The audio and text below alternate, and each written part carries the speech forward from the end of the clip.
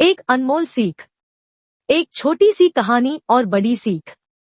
एक बार एक वैज्ञानिक ने एक टिड्डे को पकड़ा और उसे अपनी आवाज पर छलांग लगाना सिखाया। वैज्ञानिक टिड्डे से कहता, कूदो। टिड्डा उसके आवाज सुनते ही जोर से छलांग लगा देता। अब वह वैज्ञानिक था तो प्रयोग करना बनता ही था। उन्होंने टिड्डे की छलांग पर प्रयोग किया।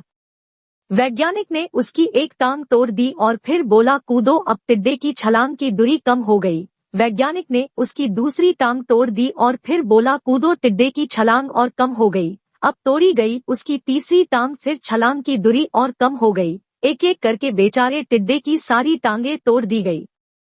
अब आखिरी टांग टूटने पर जब उससे कहा गया कूदो तो वह हिल भी नहीं पाया।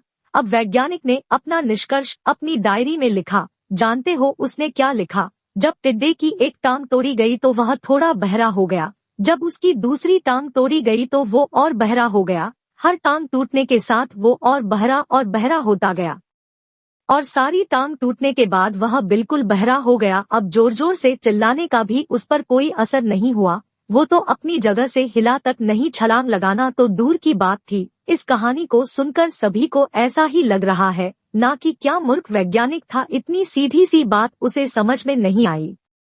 या कुछ लोग ये भी सोच रहे होंगे कि ये तो किसी बच्चे को भी पता है कि टिड्डे की छलांग उसके टांग टूटने की वजह से कम होती जा रही थी, ना कि वह बहरा हो गया था।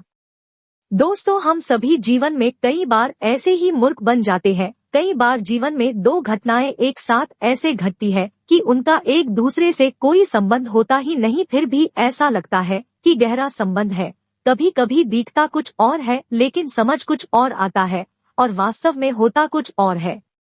इसीलिए अगर पछताना नहीं है तो जीवन में जल्दबाजी में कोई निर्णय ना ले, हमेशा समझबूझ का इस्तेमाल करे, सावधानी बरते, नतीजे सोच विचार कर ही निकाले। आपको इस कहानी से क्या सीख मिली कमेंट में बताएं। वीडियो को एक लाइक करें, चैनल को सब्सक्राइब करें और अपने दोस्तों के पास भी शेयर करें। आपका कीमती समय देने के लिए दिल से शुक्रिया।